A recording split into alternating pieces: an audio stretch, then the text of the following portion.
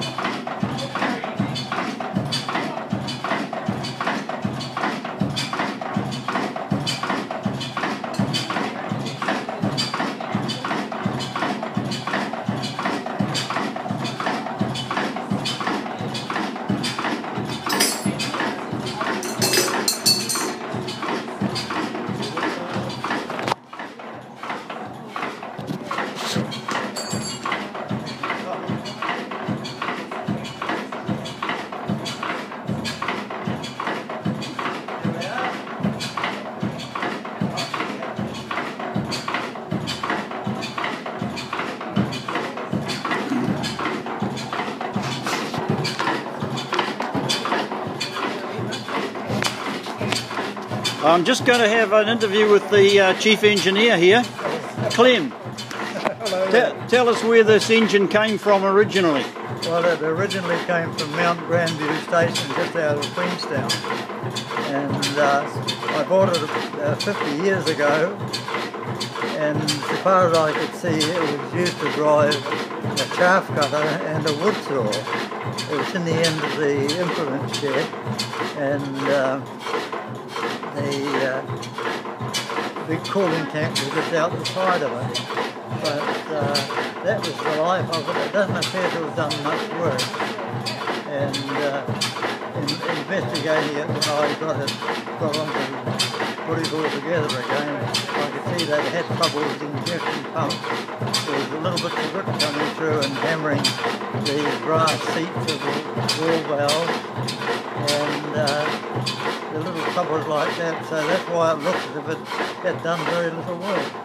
But here it is today, running on just ordinary lighting kerosene, not the power kerosene that they had in those days. So there it is.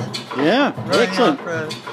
Well, it possibly hadn't gone 50 years before I got it, so I presume it hasn't run for 100 years to date, and this is the second start up. Yeah. And how long have you been working on it to get it in working order? Well, I don't sort of have a lot of time to spend, and I'm a very slow worker now. But I've been working on it here at home, possibly this last 3 years since I built it up and get it running. So here's the result of it. It's running. And you can hear that noise in the background. That's the main bearings thumping. Not because they were worn, but they were never fully fitted, and they still have to be fitted down. Right, so there's a little bit of fine tuning to do there. Oh yes, very much so. Okay. And I will put in a water cooling system, a small radiator near the flywheel, so the air pushing off the flywheel will provide the cooling air. And seeing it's running not under load, it doesn't need much cooling. But it's great to see the poor old thing going. It is, it's fantastic. That's right, and the serial number is 0109, and I know from the Anson Museum in Britain that it was made in 1905. Right. That was some fact, but apart from that, nobody knows anything about these engines, and another gentleman up at Mahia Peninsula has one, and they appear to be about the only two in the world.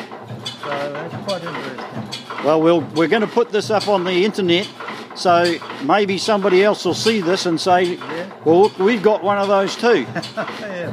I'll tell you one thing I do want though. I think it was stolen for a kid's toy. The governor has been missing, and the basic engine is the same as an M series international, or national rather, gas engine. But any of the old governors, the national governors with a conical top and the two exposed weights underneath them would be able to be fitted here. So if anyone knows of a governor, please let me know. Get in touch with you. Yeah, okay. so. Can you play that all right? Because there's quite a bit of noise in there. Yeah, I can see grandson playing around with the mixer frame now. That's,